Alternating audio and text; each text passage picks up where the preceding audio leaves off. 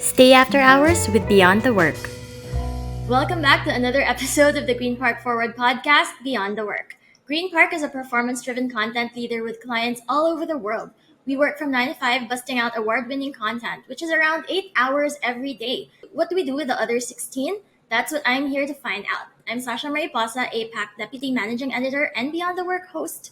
And because I believe every day is Parents' Day, I've invited some of GREENPARK's amazing mothers.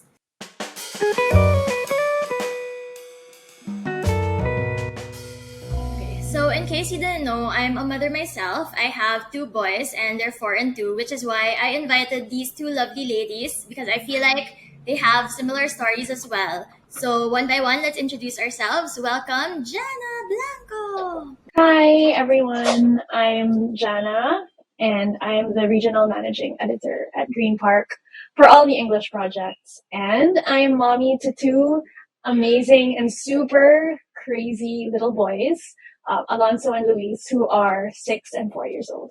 What about you, Nadia? Tell us about your life story. Hi everyone, I'm Nadia. I'm the Senior Social Media Manager at GreenPark. I'm currently a mother of 1, also crazy boy, and I have 1 more in the oven. Which leads me to my first question, Nadia, because you're currently with child, right? Did you Yeah. expect a boy? Like, what were you hoping for? I honestly, I don't have a preference. Having another boy just makes me feel like, oh, okay, now I have a squad of like dudes to take care of me, you know. But of course, like to have a little princess, right? That will also be great, so that we can have mommy and girl outfits kind of thing. So hard to find mommy and boy kid outfits. You can do that as well. You're gonna end up with a t-shirt. What about you, Jana? When you, because I know you always joke about this before about having another girl. You even asked, like, when there was a fortune teller in the office, you asked her. So how did it feel when you found out that you were having a second boy? Sidebar, my second child was a surprise. We always planned on having a second one, but yeah, he came faster than expected. So when he came, I didn't really have the time to think about gender. But when I found out it was a boy, I was so happy because save money, can share clothes, and I wouldn't have to fight with anyone for my husband's attention. So that's really important to me. I want to be spoiled.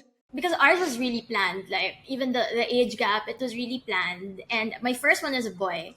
And I had, like, I don't know if it's the same in Malaysia because Nadia's from Malaysia, but in the Philippines there's like a, what do you call that, like a superstition or a myth that if you're having a boy, you get all these all the symptoms of pregnancy, which is like you have morning sickness, you're all swollen and everything like that. And I had that with my first, so I was like just in bed, not knowing, not having energy, like big.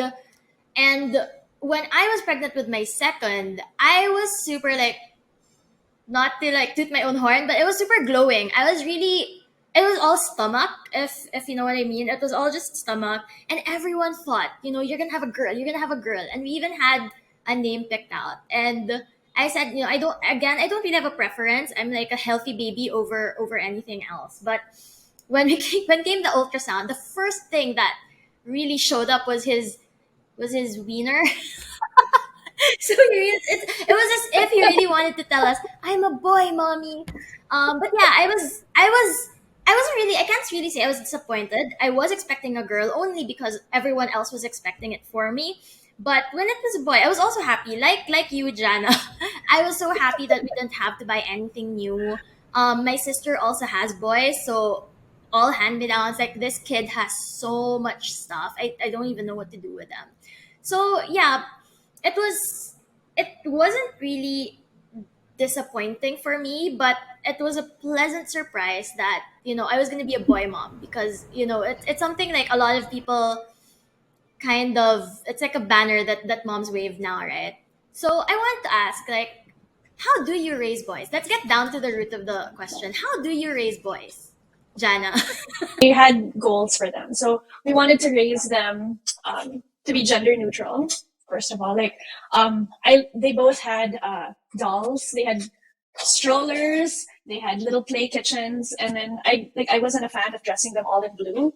Like I wanted it to be gray and all these things. And then another thing that was important to me was that they did a lot of sports because my husband and I are very active. So for us, we wanted them to be good at a ball sport, swimming, jiu-jitsu because we both do martial arts. Yeah, and we also wanted them to be good boys and very polite and respectful. So saying thank you and please is a very big thing for us. What about you, Nadia? Yeah, for me, I think we're literally just trying to expose Ezra to everything. Just trying to also find out actually what his core interests are. Like, bit like Jana, like we also raise Ezra a bit gender neutral. Like in Malaysia, especially, like there is this notion about like boys can't play with soft toys or boys can't cry and all these kind of things, right? Which we try to avoid Ezra from like hearing those kind of things, and we let him be kind of thing and explore himself and whatever, especially when it comes to I can relate to actually wearing colors, like instead of just like blue, black, or like boy colors kind of thing that people always say. But I always dress up Ezra for, like even in pink polos, it's like cute. That kind of thing. Yeah, but we do let him explore a lot, and then from there we sort of like pick on, okay, what does he like and whatever, so we encourage him to do more of that and stuff. So that's how I raise my boy so far. And yeah, and he's honestly it's really a godsend. Like Ezra's not that rough. He's like really such a goody. Like even when he plays in the park and stuff, he's the one who always like step back when people are like wrestling and stuff at the park or whatever. He's the one who's always like, oh, okay, I'll stand just by the sidelines. Nadia, you know what that means, right? That means that the second one is going to be the I know. True. I keep telling my husband that as well. I feel like the second one is gonna be wild. They are super like polar opposites. They are super polar opposites. Like my first one, he is very wild, very active, but he's also very you can talk to him more, like you can reason with him, he's much more understanding. But my second one, he is not as active. He's kind of like he just rolls around because he's a bit chubby, but he is stubborn as an ox. Like he will really wait till he will. It's always a like standoff. Like is it him? I'm gonna say him because he always gets his way. It's either us or him. And at some point we always just I don't know. It's not good, but we always lose with him. So good luck, Nadia. Thank you.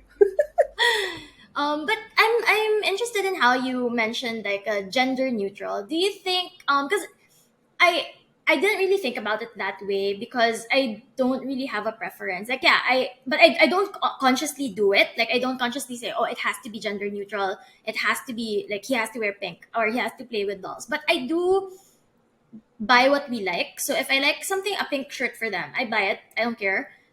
They have kitchens, they have grocery carts, they have vacuum, like those cleaning toys. Which is so hard to buy not in pink, right? So we actually have a pink vacuum toy for them. So I just wanted to know how you guys decided to raise them in that more gender neutral kind of philosophy, Jana. I think I'm a really big ally. So I never wanted my kid to grow up otherwise. So I felt like that was the first step, like being more open. So yeah, that was my reason, my personal reason. For me, it's more of I think the society here can be very gender biased, and they can be very discriminating sometimes. So I just don't want Ezra to grow up to be one of those. That's something I really like. When he goes to school, I don't want him to say, things that come from those contexts and things like that. So that's why from an early age, I try to expose him that, it doesn't matter. Like things like colors does not have to relate to gender. Things like what, like you said, cleaning toys or like cooking toys. Ezra actually enjoys cooking a lot, cooking and baking. Yeah. So, and of course, I do hear sometimes like certain family members will say like, oh, boy shouldn't be in the kitchen and things like that. So like, yeah. So that's most important to me. I just want him to grow up to not have that sort, not adopt that sort of like mentality. Yeah.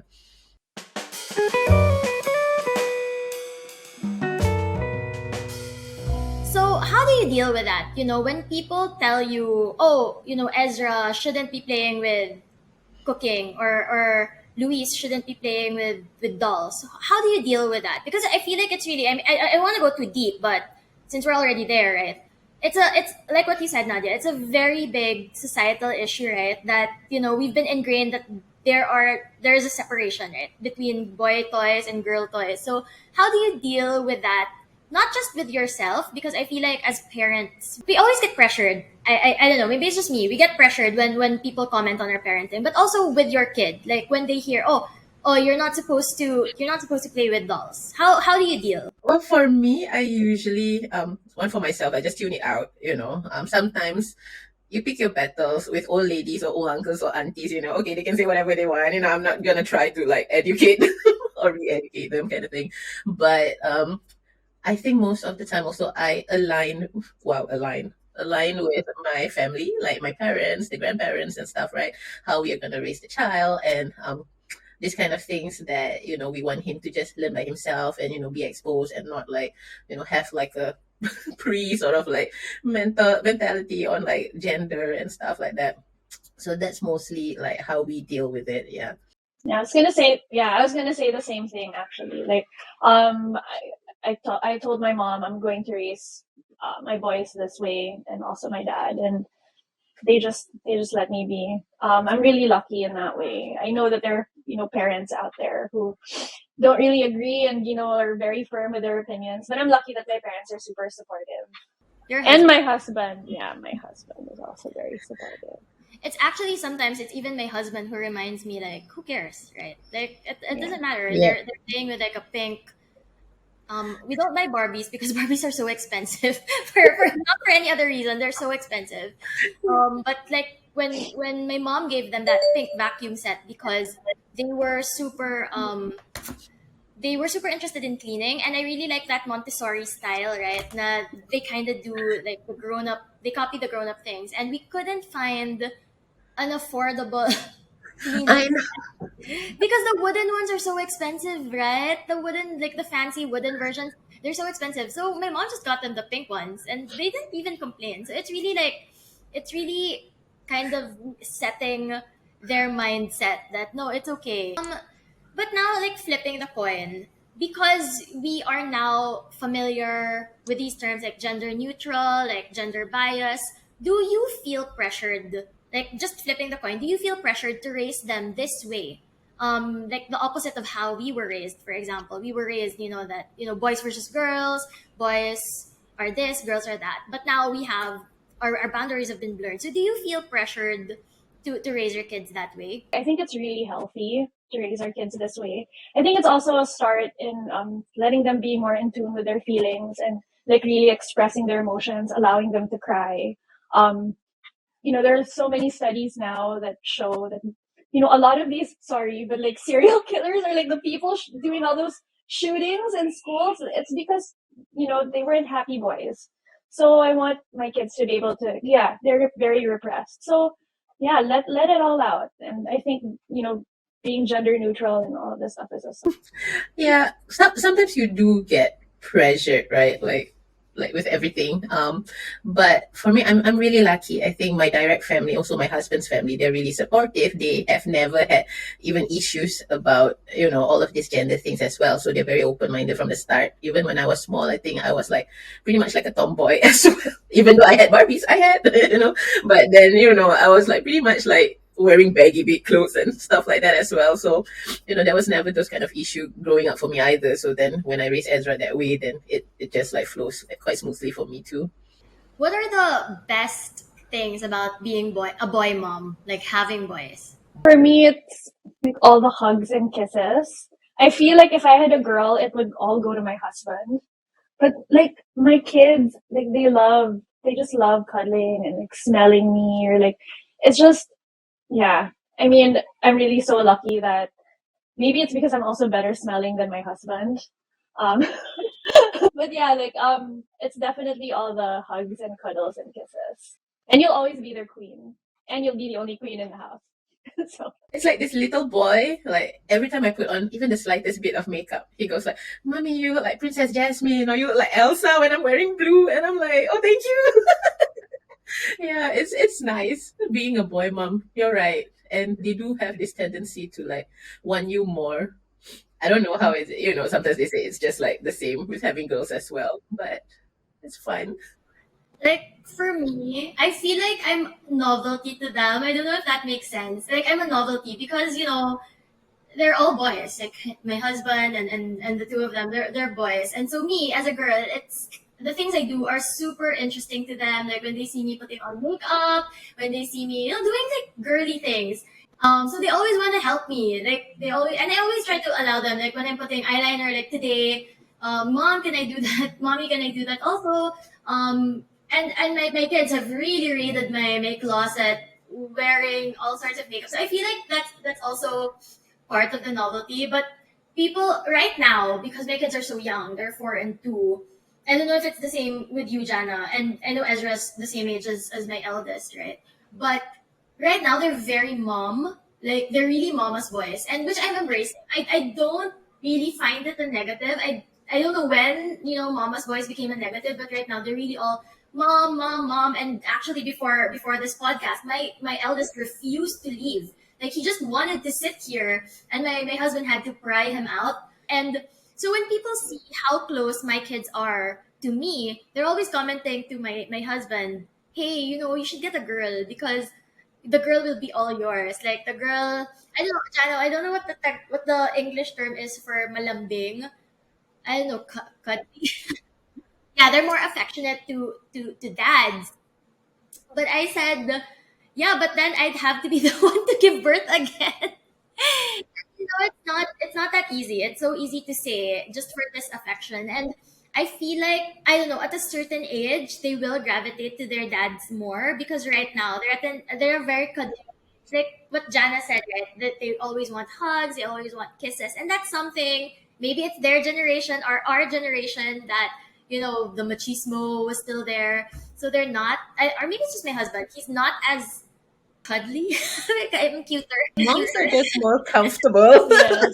But apparently we only have until they're 7 years old. Yeah. And then when they turn 7, they start idolizing their dad. Then when they turn 14, they start idolizing like sports figures or like famous people. Yeah, like I read this book. It's called Raising Boys. So yeah, that's what it said. So enjoy it, guys. I only have 1 year Yeah, left. I was gonna say you only have 1 year left, and my husband always tells me that, like, because obviously I also want him to bond with our kids, right? So I always tell him, make time, like take them out for bikes, take them outside, the things I'm not really into that you are into as well. And then he would always tell me, you know what, just enjoy your moment of it's your time now, but one day they're gonna be all mine. So just enjoy this moment, this short moment. And I said, it's really true. When they're at that age, when they're looking for partners, or they're doing all those more athletic things like basketball things. Like Jana is very athletic, so I guess it can go both ways for her and her husband. Me, I don't really know a lot about basketball or football or baseball. I don't know anything about those things. So I'm like, go to your dad, guys. Go to your dad.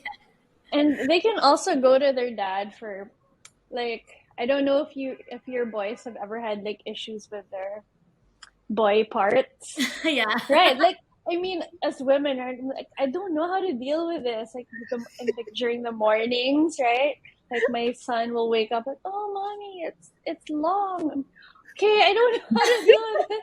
I'll call my husband and say, "Carla, can you just deal with this?" 'Cause I have never felt that before.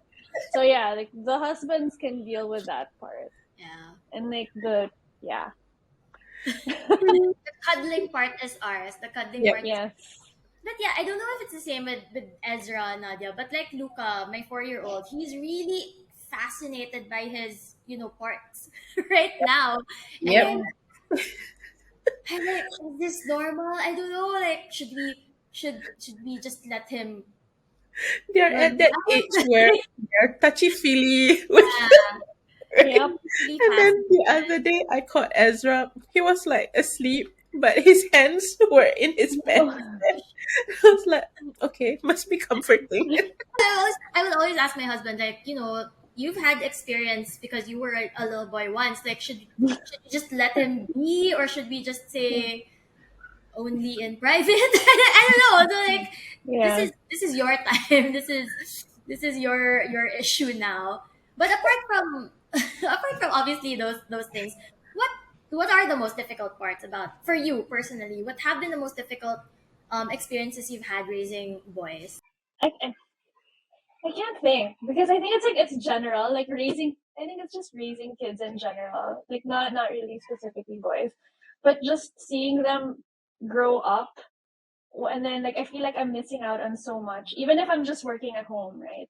Like, I mean, I spend 8 hours in front of my computer, and like fine, I sneak in a little bit of time with them here and there, but I still feel like I'm missing out on so much, and I just feel so guilty. I think I totally can relate to that. I don't know why, right? Like, yeah, you're just home. You actually do see them around all the Yeah, time, right? yeah.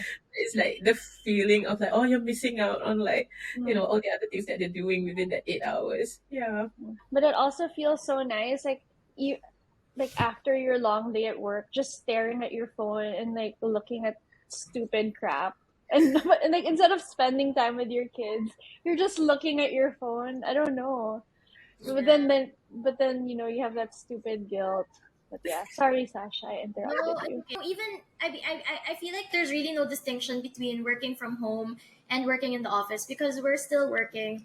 I remember back then, before when I was in my old job, which wasn't work from home, and I was in the office from like I think 7 a.m. to 5 p.m. just to avoid the traffic. So those were my hours, 7 a.m. to 5 p.m. And then when I'd get home, I would still be working because it's journalism, so you're always on call, right?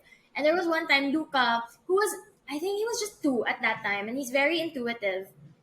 He was just 2 at that time, and he told me, Mom, he was calling my attention for something, and I said, just a minute, I'm just working, I'm just finishing it up. And he told me, Mom, you're always working. And he was 2 years old. And I was like, oh my gosh, like I don't even know how important what I was doing. I really like shut the laptop and went to him, and even now, right, like today, before we were recording, he was here, he wanted to stay, like, I want to be with my mom. That's what he was telling his dad. I want to be with my mom.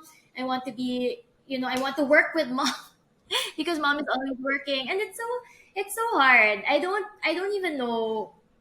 I feel like it's more of a, there's no really advice for it personally. It's really like you just do what you have to do because I think in the podcast with Ninda, we spoke about it that for us, work is really our self care because it's something that we do for ourselves. It's something that we're in control of because in parenting, you're not always in control, and that was such a hard thing for me to learn that I wasn't in control. But yeah, it was, yeah. It's really, I'm the same, Jana. I'd say it's really mom guilt that's hard. On top of me not really sure, like we do all these things, we do all these gender neutral things, we do all these, teaching them how to be polite, teaching them how to be little gentlemen. But in the end, I mean, how will we be sure of how they'll turn out? We'll find out in 18 years.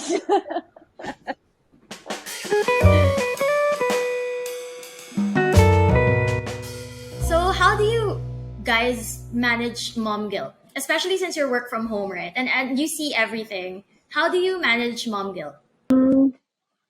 What I do is when I'm with my kids, I try to focus on them 100%.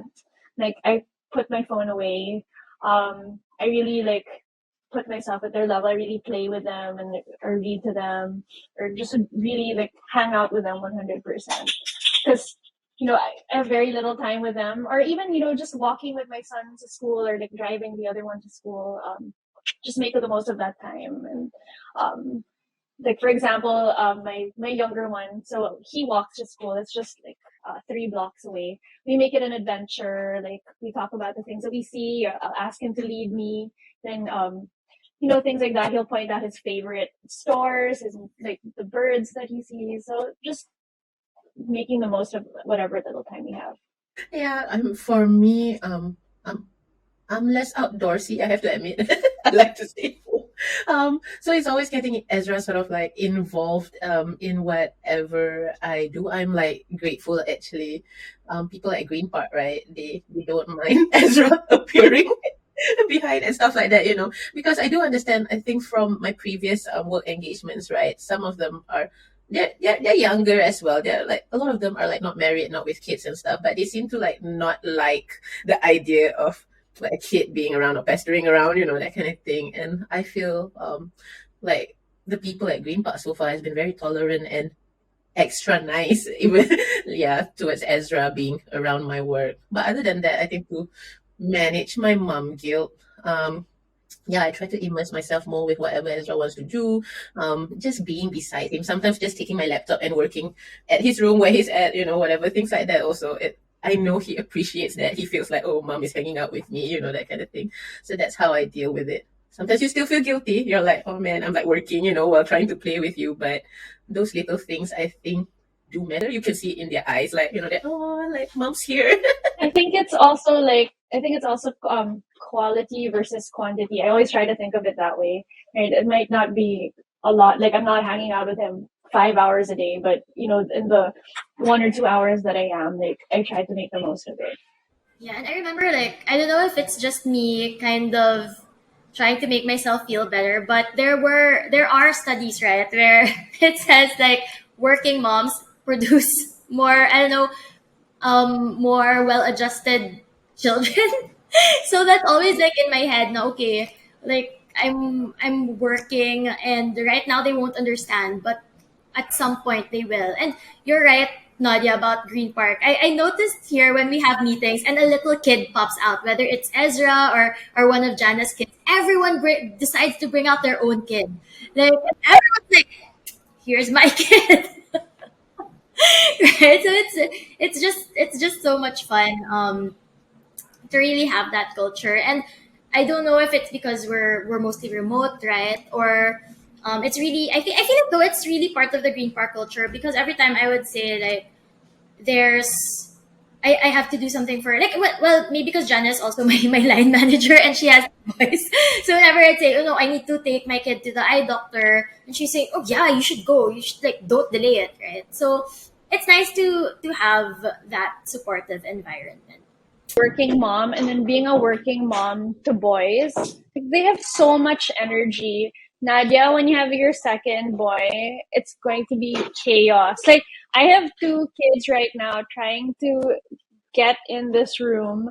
That's what they're doing now. They're trying to break the doorknob, trying to come in here, and they're really, really strong. Yeah, so I suggest Nadia like maybe doing some weight training. Endurance, or training. endurance like Sasha. Endurance Yeah, training. you can do that also. I know.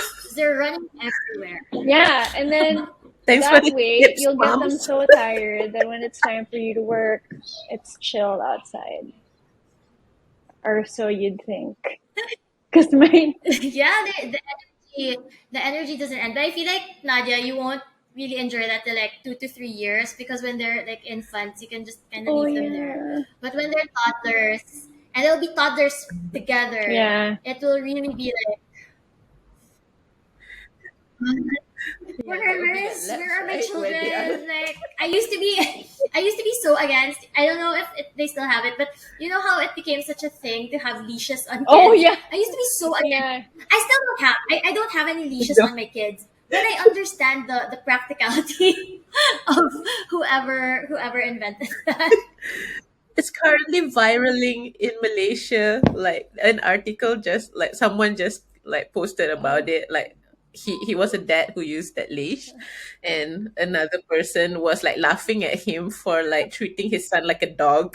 So he was like ranting on Facebook, like, "Dude, it's not your child. If your child goes missing, If you're not hurting, or if in a crowded place, right? It's so much better to to just leave. Oh my gosh. Someone might bang on my door like, for abuse. Okay. Thank you. Thank you so much, guys. Thank you for spending your time with me today. Thank you. You guys are super Thank working you, moms. I know guys. you're busy. You have, I mean, Nadia, you're pregnant. So I know both of you are so busy. So thank you so much for spending your time here with me today, spending your hour here with me. In behalf of Green Park, we appreciate all moms out there. You should be celebrated every day. You, Nadia, you, Jana, me, every mom out there. Thank you again so much. You are super women. Thank you also for watching another episode of Green Park Forward podcast, Beyond the Work. Do you want more content like this? Don't forget to give me a thumbs up or a heart and subscribe to our YouTube channel, GreenPark.Forward. You can also follow us on Instagram at GPC Asia.